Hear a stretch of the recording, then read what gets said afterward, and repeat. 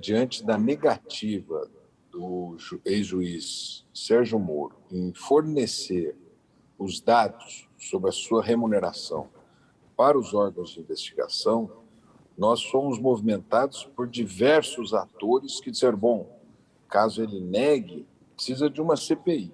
E foi por isso que nós, então, começamos a discutir o pedido de uma comissão parlamentar de inquérito. Depois disso, o Tribunal de Contas, através do procurador Lucas Furtado, do Ministério Público de Contas, ele pediu a informação diretamente para Álvares Marçal, para saber o seguinte: quanto foi a remuneração de Sérgio Moro na empresa de recuperação judicial? Por quê? Porque está caracterizando um conflito de interesse. E o conflito de interesse, caso não exista, interessa a Sérgio Moro explicar que não há o conflito de interesses. Ele que tem que dizer que quanto recebeu, que parece que ele recebeu uma remuneração milionária que está parecendo ser uma recompensa pelos serviços, entre aspas, prestados a algumas empresas estrangeiras na Lava Jato. E é por essa razão que estranha ele, tendo sido juiz que investigou as empresas na Lava Jato, tendo ele agido mal na contramão do que o mundo faz com as empresas. Todas as empresas, quando se metem em corrupção, elas são saneadas, são mantidas, são protegidas. Quem é punido são os seus gestores. Esses sim são corruptos, mas as empresas não. E as empresas são saneadas, elas devolvem aos cofres públicos os danos provocados, mas elas não quebram. E ele conduziu tão mal, quebrou as empresas, e agora ele aparece como uma pessoa que participa da recuperação judicial.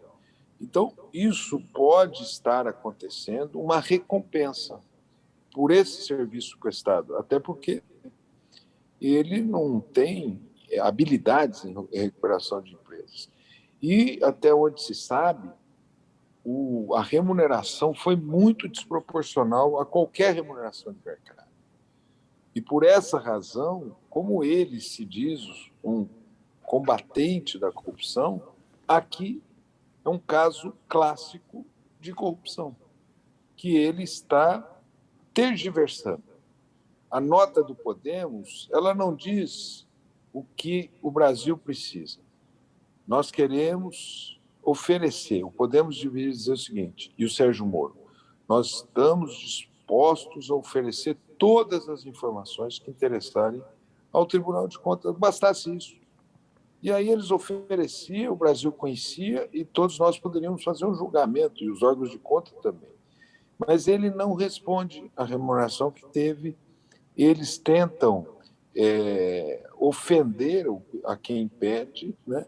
E o que nós vamos aguardar agora, e vamos fazer uma visita semana que vem, eu e o líder do PT, deputado Reginaldo Lopes, nós vamos visitar o Tribunal de Contas para saber e para fazer um acompanhamento da resposta.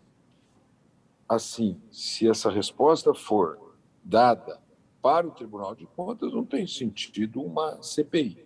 Mas, caso ela seja negada, o Brasil não pode ficar sem uma resposta. O Moro argumenta que o Tribunal de Contas não tem ingerência sobre pessoas não funcionários, que ele não é funcionário e que ele vai vai apresentar essas contas, esses números, à Justiça Eleitoral, porque como candidato. Se ele apresentar à Justiça Eleitoral, a posição de vocês muda ou não muda? Pois essas empresas são empresas que tinham contratos com o poder público, tinham contratos com a Petrobras, tinham contratos com a Eletrobras, tinham contratos com o Estado brasileiro. Não é? Essas empresas foram investigadas pelo Judiciário brasileiro e, assim, o interesse público está presente nessas perguntas que o Tribunal de Contas faz. Quer dizer, ele se afasta da resposta, Thales, mas, ao se afastar, ele traz para si a desconfiança.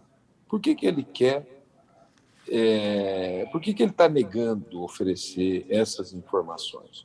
Está ficando ruim para ele essa negativa, porque vai dando sinal de haver aí maracutaia. Tem um mau cheiro aí. E se ele não se apressar para responder, esse mau cheiro vai aumentando e demonstra um claro conflito de interesses. Ele agiu e levou essas empresas à recuperação judicial e agora ele trabalha na posição de quem está fazendo a recuperação judicial. Quase que ele criou um mercado para si, né? Como foi dito anteriormente para mim, é como se um borracheiro pedisse para um auxiliar seu jogar taxinhas numa estrada, porque assim ele ia criando um mercado, quer dizer, os pneus iam sendo furados e o primeiro borracheiro que fosse atender aqueles veículos fosse ele. Então ele criou um mercado para si. Agora, a remuneração que ele obteve, até onde nós saibamos, e é por isso que a gente quer uma resposta oficial, é uma remuneração milionária. Milionária. E o Brasil precisa saber disso, inclusive para saber se teve prestação de algum serviço ou foi mera recompensa para os serviços mal prestados ao país, mas prestados a alguns grupos de interesse dentro da Lava Jato. Não fica... Não, desculpe. Pois não, Thales, vai lá você, por favor. Não fica parecendo vingança dos políticos contra o juiz? Pois é, não tem que ter vingança quando a pessoa é justa. Não existe vingança, né? Agora, nós precisamos agir sempre com rigor e com correção quando é cometida qualquer corrupção. E nesse caso aqui, parece que foi cometida uma corrupção.